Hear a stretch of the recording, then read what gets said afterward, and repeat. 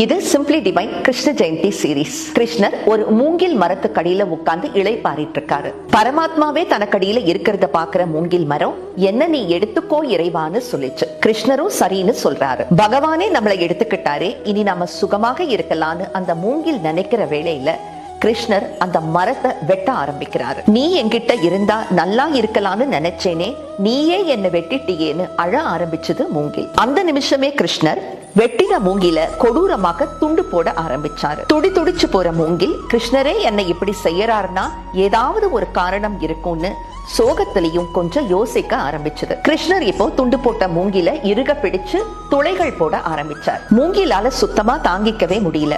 இனி எனக்கு போராட எந்த சக்தியும் கிடையாது, நான் நானாக இருக்க விரும்பல, நீ என்னை என்ன வேணும்னாலும் பண்ணிக்கோ, நீயே சரணாகதின்னு சொல்லிச்சான். கிருஷ்ணர் சிரிச்சுக்கிட்டே வெட்டி துண்டு போட்டு துளையிட்ட மூங்கில தன்னுடைய வாய் அருகே கொண்டு போய் பிருந்தாவனமே மயங்கி போற மாதிரி வேணுகானம் இசைத்தாராம். பக்தியையும் சரணாகதியையும் நம்ம பழகிட்டா நம்ம அனைவருமே கிருஷ்ணன் கையில இருக்கிற புல்லாங்குழல் தான்.